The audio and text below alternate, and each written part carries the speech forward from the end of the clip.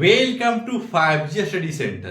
Class 10 का NCERT math series को आगे बढ़ाते हुए आज हम स्टार्ट करेंगे समांतर श्रेणियां, जिसको कहते हैं एपी अर्थमेटिक प्रोग्रेशन। सबसे आसान चैप्टर है। समांतर श्रेणियां से क्वेश्चन आपको 7 से 8 नंबर का आ सकता है, यानी 5 नंबर से एबव आएगा, ये जान लीजिए। यानी समांतर श्रेणियां से आपको 5 से एबव नंबर आएगा, तो ज्यादा नहीं इसमें करना है।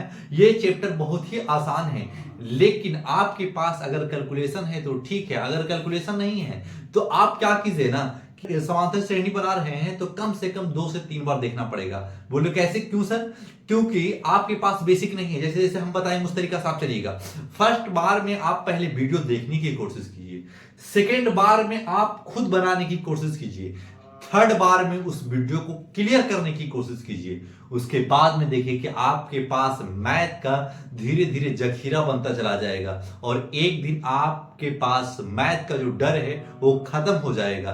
क्यों? क्योंकि अगर आप मैथ माना कि आप नहीं बना रहे हैं, ठीक है, लेकिन अब बनाना स्टार्ट कीजिए, क्योंकि आपका बोर्ड है। अगर 10th बोर्ड में अगर अच्छा नंबर लाते हैं तो आपका बढ़िया कॉलेज में एडमिशन होगा और यही बेसिक आगे ले जाकर आप बहुत बेहतर कर सकते हैं। अगर बेसिक नहीं रहेगा ना तो आगे आप टूट जाएगा। तो मेहनत कीजिए और बोर्ड में ऐसा मेहनत कीजिए ना कि बेसिक जो भी बचा कुचा है उसको पूरा कंप्लीट कर डालिए। लेकिन मेहनत कम से कम रेगुलर पढ़ना पड़ेगा।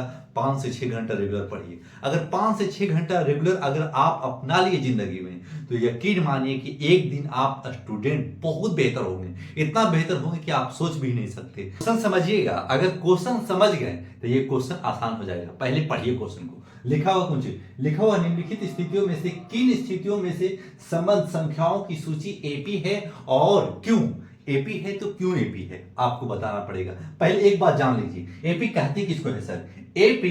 एपी वही संख्या को कहेंगे जो लगातार सेम डिफरेंस से बढ़ता रहे, उसी को एपी कहेंगे। जैसे एग्जांपल दीजिए, एग्जांपल में लिखिएगा। एग्जांपल में जैसे कि 4, 8, 12, 16, इसको एपी कहेंगे। बोले कैसे एपी कहेंगे सर? देख, नंबर डिफरेंस में बढ़ता चला जाएगा। जैसे कि देखिए, इस जगह भी 4 पढ़ रहा है, इस जगह भी 4 पढ़ रहा है, इस जगह भी 4 पढ़ रहा है, तो ऐसे करेंगे नहीं, ये रीजनिंग नहीं है। तो कैसे करेंगे सर? लिखेंगे पहले फर्स्ट टर्म। फर्स्ट पद क्या होगा? इसको कहते हैं प्रथम पद। ए को कहेंगे प्रथम पद और डी को कहेंगे सार्वांतर। सार्वांतर लिख लीजिएगा। डी को कहेंगे कौन सी? सार्वांतर। सार्वांतर। सार्वांतर यानी डी को जो डिनोट करेंगे ना तो आप समझिएगा कि सार्वांतर लिख रहे हैं सर। सर्वांतर समान रहेगा तो समझ जाइएगा कि एपी है, सर्वांतर समान नहीं रहेगा तो समझ जाइएगा कि एपी नहीं है। तो एपी कैसे पहचानेंगे आपको बता दिया।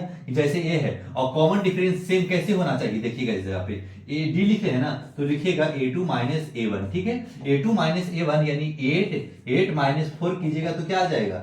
4 आ जाएगा। देखिए, ठीक है। फिर एक बार और डी निकालिए, फिर डी निकालिएगा ना तो a3 माइनस a2 लिखिएगा। जैसे कि d1 डी एक बार लिख लिया तो a2 माइनस a1 कर लिया।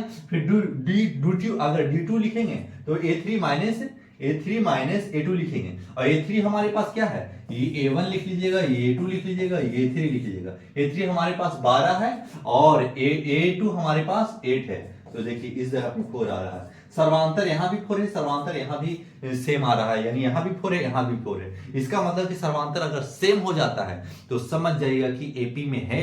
अगर सर्वांतर माना कि सर्वांतर जिसको एपी में ना कहेंगे सर, जैसे में एग्जांपल में ले लेते हैं, जैसे कि 2, 5, 8, 9।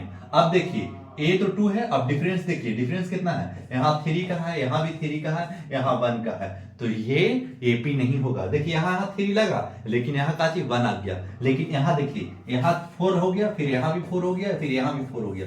तो सब में सेम 4 आना चाहिए। ऐसा नहीं कि 4 2 अगर आए तो सेम सर्वांतर सेम होना चाहिए। 2 रहे तो 2 होना चाहिए, 1 रहे तो 1 होना चाहिए, 4 रहे तो 4 होना चाहिए, 5 रहे तो 5 होना चाहिए। तभी आप एपी कहेंगे, ऐसे एपी आप नहीं कह सकते। तो आपको इतना डिटेल दे दिया। अगर आपके माइंड में समझ में आ गया होगा तो बस आपको इतना लिखना होगा तो लिखिएगा, ना लिखना होगा तो कोई बात नहीं है। लेकिन आप हेडिंग मार लेंगे कि समांतर श्रेणी बनाने जा रहे हैं हेडिंग, उसके बाद में क्वेश्चन आसानी से बनाना स्टार्ट करेंगे। पहले यही सूची में बताना है कि एपी में है कि नहीं है। अब इसको क्वेश्चन लिखा हुआ है, लैंग्वेज में लिखा हुआ, लैंग्वेज से हम कन्वर्ट करेंगे डिजिट में और डिजिट में से बताएंगे कि एपी में है कि नहीं। बस इतना ही आपको ध्यान रखना है। क्वेश्चन नंबर फर्स्ट लिख लीजिएगा, हल लिख के चलना स्टार्ट कीजिएगा। हल लिख लिया, चल रहे हैं।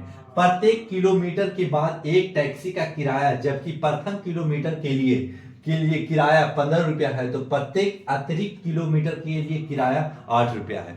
कहानी क्या बोल रहा है, जैसे में यानी फर्स्ट किलोमीटर यानी 1 किलोमीटर चलेंगे ना हम, तो फर्स्ट किलोमीटर का 15 रुपया लेंगे। फिर हम 2 किलोमीटर और फिर 15 किलोमीटर के आप जितना आगे चलिए, 10 किलोमीटर 20 किलोमीटर जो भी चलिए, लेकिन फर्स्ट किलोमीटर का तो किराया कितना रहेगा, 15 रुपये।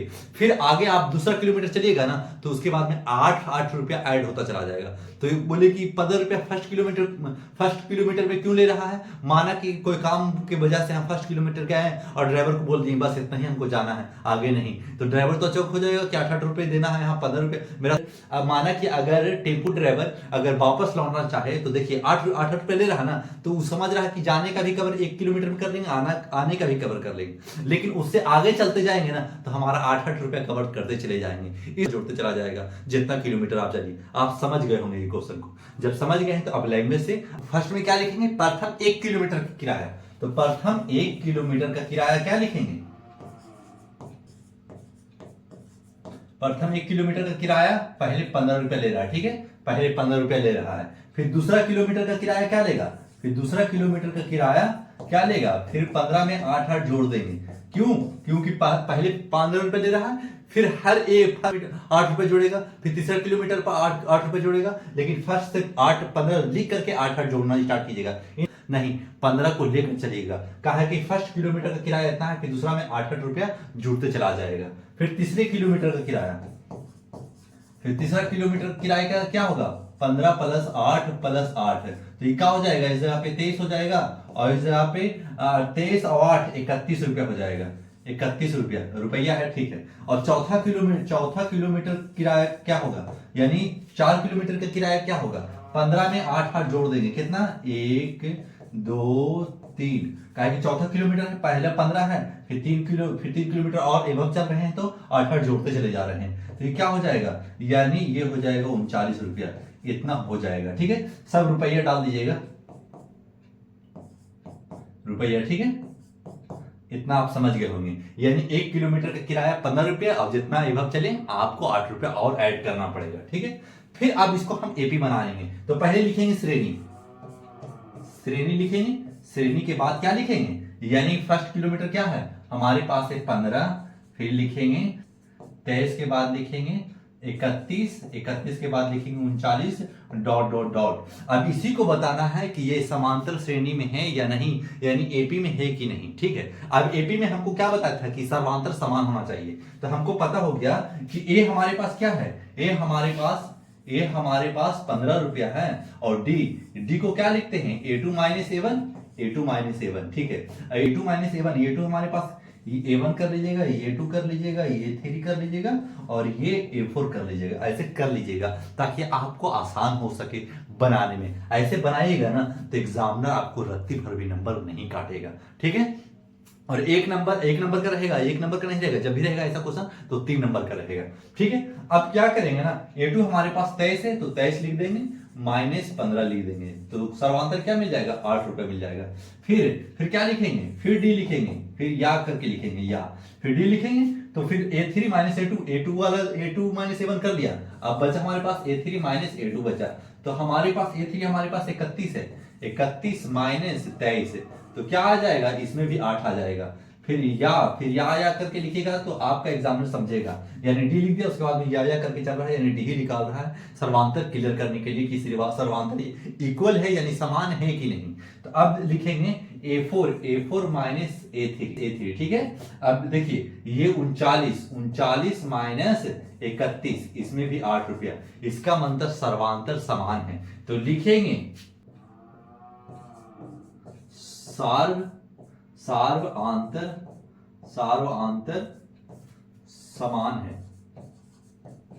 समान है,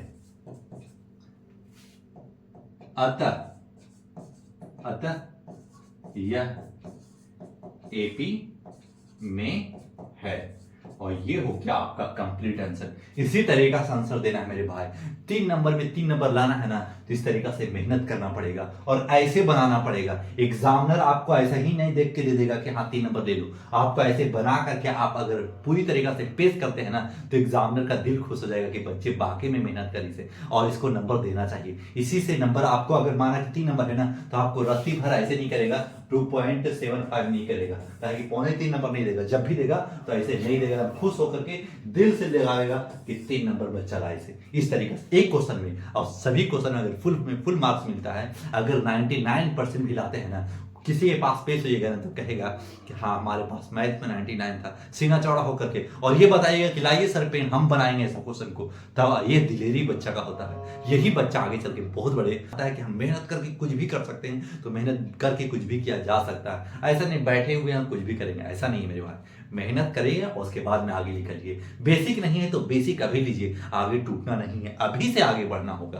क्वेश्चन नंबर फर्स्ट हो चुका साहब, क्वेश्चन नंबर सेकेंड।